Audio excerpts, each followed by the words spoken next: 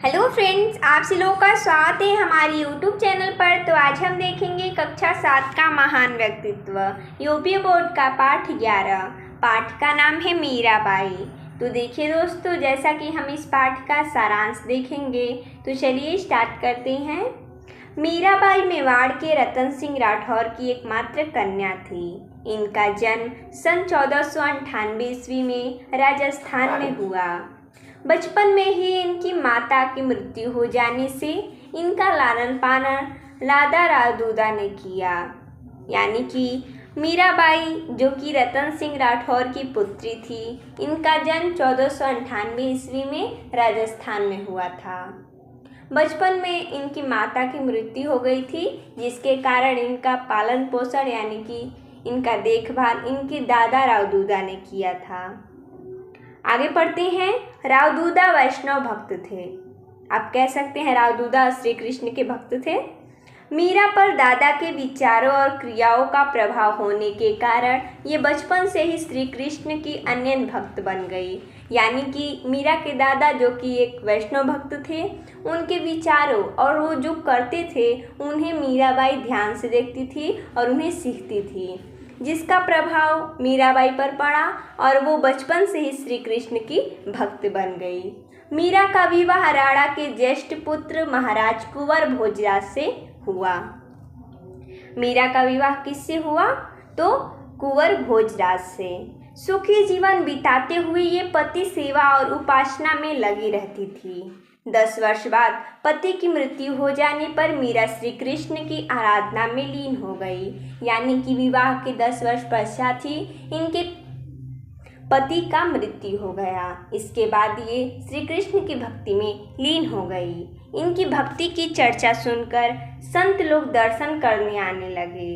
भाव विभोर होकर मीरा संतों के साथ नाचने लगी।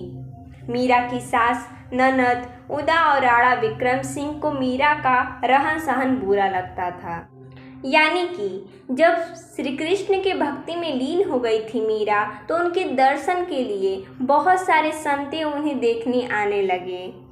वो उनके सामने भाव विभोर हो जाती थी, यानी कि एकदम लीन हो जाती थी और उनके साथ नाचने लगती थी। लेकिन जो मीरा की सास थी, ननद थी, उनके जो पिताजी थे राणा विक्रम सिंह, उनके पति के पिता जो थे, वो ये सब नहीं चाहते थे कि जो उनकी बहू थी मीरा वो संतों के सामने नाचे। ये वो नहीं चाहते थे, उनको बुरा लगता था उनका रहन सहन। उन सब ने मीरा को बहुत कष्ट दिया। इससे मीरा के कृष्ण के प्रति लगाव और बढ़ता गया। राणा ने मीरा को मारने के लिए जहर दे दिया, परंतु उस पर कुछ प्रभाव नहीं पड़ा। मीराबाई निर्भीक महिला थी, वो कभी नहीं डरती थी। इन्होंने रूढ़िवादी परंपराओं को तोड़ा। ये पहले वृंदावन और बाद में द्वारका चली गई और शेष जीवन भक्तों की तरह बिताने लगी। द्वारिका में ये प्रतिदिन श्री द्वारिकाधीश मंदिर जाती थी। द्वारिका में रहते हुए ही इनका निधन हुआ। मीराबाई में अपूर्ण काव्य क्षमता थी। इन्होंने ब्रज भाषा, राजस्थानी, गुजराती भाषा में अपने भाव को सरल शब्दों में व्यक्त किया है। मीरा के पदों ने जन जन को प्रभावित किया। इनका संबंध किसी संप्रदाय विशेष से नहीं था। इन्होंने निजी साधना को मान्यता दी। इनकी उपासना मधुर्य भाव की थी और ये श्री कृष्ण को पति रूप में पूजती थी। यानी कि ये श्री कृष्ण को अपना पति मानती थी और उन्हें पूजती थी। मीराबाई ने उच्च कोटि की भक्ति साधना से अपना समाज, साहित्य और देश का भी कल्याण किया। ये भारतीय नारी समाज का गौरव थी। इनके पद हिंदी साहित्य की अमूल्य निधि है।